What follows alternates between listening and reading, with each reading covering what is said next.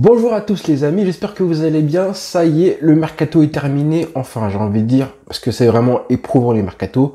Les mercatos du Barça, honnêtement, c'est éprouvant tous les ans. Mentalement, c'est compliqué et ça fait plusieurs années que ça dure comme ça depuis 2019 à peu près.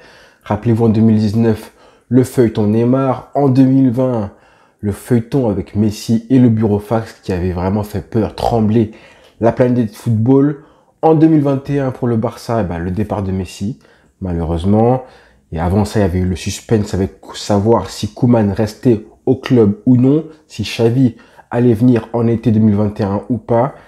En 2022, là, ça a été clairement, ça a été très éprouvant de vivre un petit peu l'inscription tardive des joueurs du Barça, le feuilleton Bernardo Silva, et évidemment le dossier Frenkie de Jong qui a été aussi éprouvant, malaisant, qui a divisé pas mal la fanbase entre ceux qui voulaient qu'il parte et ceux qui voulaient qu'il reste. En tout cas, on était fatigués. On était fatigués et là, enfin, septembre arrive, c'est terminé. On va pouvoir parler de football et rien que ça. Mais il fallait en parler évidemment du mercato, faire un bilan global qui a été un mercato mouvementé, agité. Ça s'est très bien fini hier en plus par les arrivées d'Hector Bellerin et de Marcos Alonso. Les deux latéraux vraiment qui viennent parfaire, qui viennent compléter l'effectif du Barça. C'est deux latéraux qui manquaient évidemment cruellement à l'effectif, on en a parlé. Ça fait du bien de voir que Xavi, et c'est pas que nous les fans, mais Xavi avant nous tous, il avait identifié qu'il y avait un gros problème au niveau des latéraux. On avait Jordi Alba sur le déclin et Baldé qui commence à progresser mais qui n'était pas encore un joueur confirmé, loin de la même. Donc il fallait un joueur entre les deux qui était encore dans la force de l'âge. Et à droite évidemment, pareil, on avait un manque de qualité tout simplement avec Sergio Roberto et Dest. Donc on achète deux excellents joueurs de football.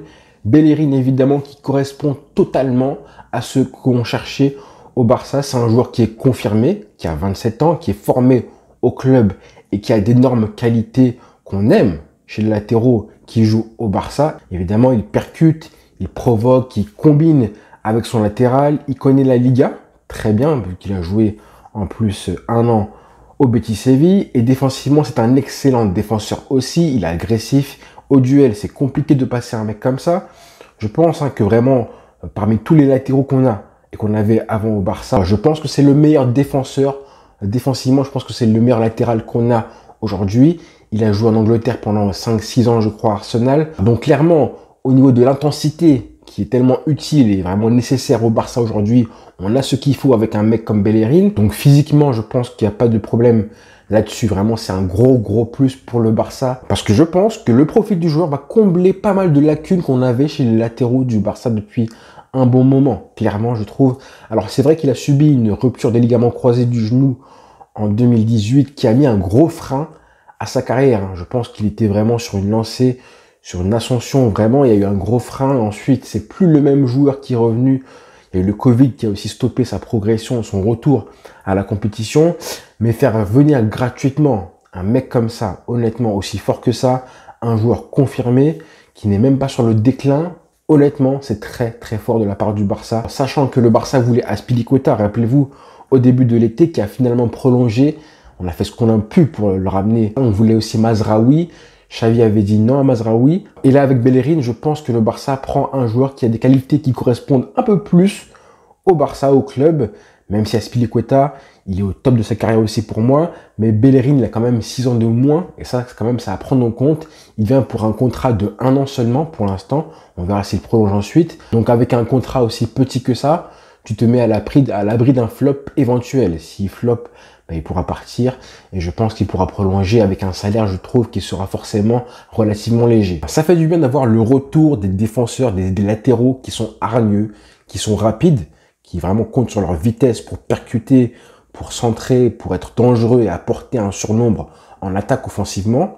C'est des défenseurs qui se projettent. Si on passe la saison avec Bellerin à droite et Baldé à gauche, honnêtement, je pense que là, on a trouvé notre paire de latéraux parfait pour la saison. Et puis, deuxième recrue in extremis, Marcos Alonso, latéral gauche, 31 ans, un joueur formé au Real Madrid, ne l'oublions pas, qui n'a joué qu'un seul match avec le Real, c'était il y a 10 ans de ça déjà maintenant, mais globalement, il a fait toute sa carrière en Angleterre, dans plusieurs clubs et à Chelsea. C'est un joueur qui est très intelligent, vraiment très intelligent, qui a un QI football, qui sait comment se placer, comment se projeter, Et sa qualité première, c'est évidemment une qualité de passe qui est énorme, clairement. Hein.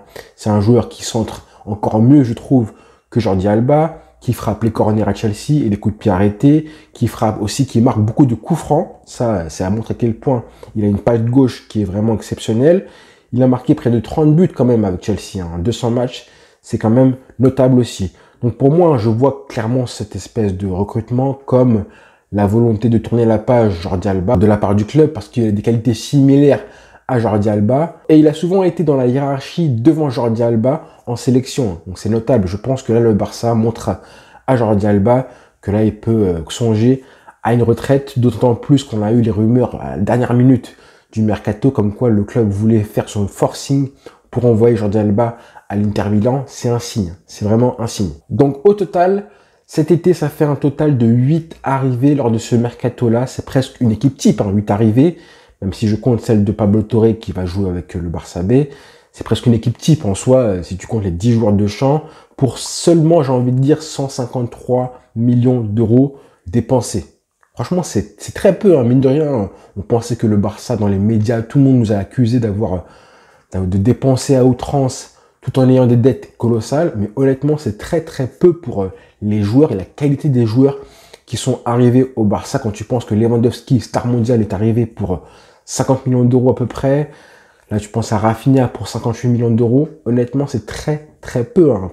Après, ça fait pas mal de joueurs qui sont arrivés libres. Et c'est vraiment là les bonnes affaires du Barça. Et surtout, 19 départs du Barça, les frères. 19 départs qui sont partis du Barça définitivement ou en prêt, c'est énorme. Et ça, faut pas l'oublier. Hein. Surtout des joueurs qui voulaient rester au club parce qu'ils étaient grassement payés, même s'ils ne jouaient pas, hein, comme Neto, l'anglais est parti en prêt, Braithwaite, contrat résilié, Riqui Puig, Mingueza, Trincao, Umtiti, tous ces joueurs-là qui ne jouaient pas, qui ne servaient pas à grand-chose au club, parce que même quand il y avait des blessés, ben, c'est pas eux qui jouaient non plus. Coutinho a été vendu 20 millions d'euros à Aston Villa, des joueurs qui sont partis en prêt pour avoir du temps de jeu aussi, mais qui pourront aussi éventuellement revenir au club si leur prêt se conclut de façon bénéfique, comme Abdé, comme Nico Gonzalez aussi, ou encore Sergiño Dest. Donc là, du coup, ce qui reste des joueurs au club présents pour la saison, ce sont des joueurs qui sont utiles. On a seulement des joueurs, un petit groupe, un groupe réduit, pas petit, hein, mais un groupe réduit de joueurs qui sont utiles. On a un groupe de joueurs et de doublures de qualité à chaque poste ou presque. On a même un poste triplé en tant que latéral gauche et ça, on va revenir à la fin de la vidéo. Mais globalement, on a un groupe de joueurs titulaires et des doublures de qualité. Frenkie de Jong est resté au club et mine de rien, je suis content pour lui. Clairement, hein, il a subi un traitement médiatique qui, je trouve, qui a été assez horrible à vivre. Clairement, il aurait pu très bien être affecté mentalement par tout ça. Et je pense que beaucoup d'autres joueurs l'auraient été mentalement affectés par ça. J'espère qu'il va montrer du caractère quand même. Hein. Il va montrer du caractère qui mérite le salaire qu'il va recevoir cette saison-là, parce qu'il va être le joueur le plus payé du club avec Piqué et Busquets, je crois. Donc tout le monde va être logiquement, et c'est mérité, tout le monde va être sévère avec lui, très sévère avec lui et ses prestations. Et c'est normal, hein, après 3 ans au club, on s'attend à ce qu'il soit enfin régulier et qu'il prenne ce milieu de terrain sur ses épaules enfin, parce que ça n'a toujours pas été fait. Le Barça n'a toujours pas ce milieu, ce patron au milieu de terrain, hein, clairement. Et sans ce patron-là au milieu de terrain, je pense, moi, que c'est impossible d'avoir des titres cette saison. Bon, c'est un mercato qui est parfait, ou presque parfait, on va en reparler évidemment, mais clairement, pour remercier et qui dire quels sont les responsables et les artisans de ce mercato parfait, évidemment, c'est Laporta et Alemany qui ont fait un travail extraordinaire, surtout Alemany. Mais il faut dire aussi, hein, Xavi, il y en est pour beaucoup aussi, hein, parce que c'est une figure, c'est une légende qui attire les joueurs. Et ça, on l'a pas assez souligné, je pense, ce mercato-là. Alors, ceux qui adorent Ronald Koeman, parce qu'il y en a pas mal qui l'aiment encore depuis qu'il est parti, et qui regrettent un petit peu de voir que Xavi a le droit d'avoir ce mercato-là, j'ai envie de vous dire, hein, j'espère qu'ils se rendent compte qu'avec Koeman, on n'aurait pas eu un tel mercato. Avec un autre coach, pas Koeman, hein, peu importe le coach, on n'aurait pas forcément eu ce mercato-là. Parce que je pense que le fait d'avoir Xavi à la tête du Barça, ça attire. Ça fait venir des joueurs. Et ça, on l'a vu tout au long du mercato, que ces joueurs qui étaient pistés venaient et disaient clairement qu'ils venaient parce qu'ils croyaient au projet de Xavi au Barça. Et on a même appris, hein, il y a 2 semaines de ça, que en fin de mercato que Messi, là on se projette pour 2023, que Messi pourrait revenir au Barça à la fin de son contrat avec le PSG, parce que apparemment les tensions avec le Barça se sont apaisées, et ça grâce à qui? Grâce à Xavi, encore une fois. Donc pour moi, je le répète, pour moi c'est le meilleur mercato du Barça depuis 2004. Clairement, depuis 2004, on n'avait plus eu un mercato aussi consistant que ça, avec des stars, des jeunes joueurs d'avenir, un mix des deux, des joueurs confirmés aussi, clairement. Quand tu penses à Lewandowski et le fait qu'on n'a pas réussi à signer Haaland, j'ai envie de te dire, comme roue de secours, entre guillemets, Lewandowski, c'est incroyable. C'est peut-être même mieux, parce que c'est un joueur qui sera prêt tout de suite. On ne pourra pas l'avoir pendant 4-5 ans, comme 10 ans si on avait eu Haaland. Je pense qu'il n'y avait aucune meilleure solution à l'échec Haaland que Lewandowski, clairement. Et pour le prix qu'on l'a eu, c'est incroyable. Rafinha, moi j'étais un petit peu sceptique, parce que je me disais que c'était mieux Anthony. Et quand tu vois le prix d'Anthony, clairement aujourd'hui 100 millions d'euros qui est parti à United, tu te dis qu'avoir Rafinha pour 58 millions d'euros, c'est largement mieux. Et les performances de Rafinha montrent que franchement, c'est une très belle chose, très belle opération. Christensen, pareil, on avait une défense à faire en intégralité. Un joueur comme Christensen, 27 ans, qui vient au Barça avec sa qualité, et puis qui vient gratuitement ou presque, pour 3 millions d'euros je crois. Franchement, c'est très très fort de la part du Barça. Kessié, pareil, on voulait un milieu de terrain. Et là, on sait que Xavi avait besoin de densifier son milieu de terrain. Il manquait de muscles au milieu de terrain. Quel joueur tu peux ramener comme ça gratuitement, qui est au top de sa carrière? Franchement, belle opération. Koundé, c'est pareil. C'est un joueur d'avenir, mais il est déjà tellement fort. Et on avait une défense à faire en intégralité. Je vous avais dit, si là, on pourrait faire une défense avec les recrues. Quand tu prends Bellerin, Marcos Alonso, Koundé et Christensen, tu as une défense nouvelle. Et même les prolongations de Dembélé et Sergio Roberto donnent raison à Xavi. Quand tu vois leur début de saison, tu te dis qu'ils peuvent être utiles pour la saison et pour aller chercher des titres. Sachant que là, Roberto, on n'oublie pas qu'il a un contrat de 1 an en 2023. Son contrat se termine aussi au club. Donc voilà pour le mercato. Clairement, je pense que l'année prochaine, par contre, ne croyez pas que le Barça fera un mercato pareil. Là, c'était dans l'urgence. Il fallait impérativement avoir un mercato de qualité, prendre des risques.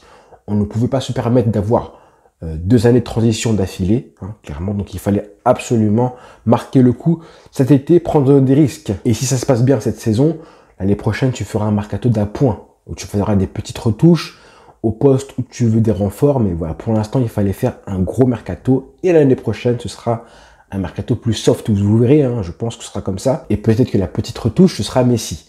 Mais on n'en est pas encore là, évidemment. Comme note pour ce mercato, je pense que je mettrai un 9,5, 10 sur 10. Je ne sais pas ce que je pourrais reprocher à Laporta après ce mercato-là. Surtout après le mercato 2021, qui a été très traumatisant pour tout le monde. Messi qui part, les recrues qui étaient arrivées étaient relativement faibles. Là, il fallait absolument marquer le coup. Peut-être enlever 0,5 parce qu'on n'a pas de doublure pour Lewandowski. Aubameyang est parti. Donc, on n'a pas de doublure à ce poste-là. Ansu Fati peut jouer comme numéro 9, mais c'est pas son poste naturel. Je pense qu'il est mieux quand il joue avec une personne à côté de lui. Et deuxième petit bémol, micro bémol, c'est qu'on a 3 joueurs au poste de latéral gauche.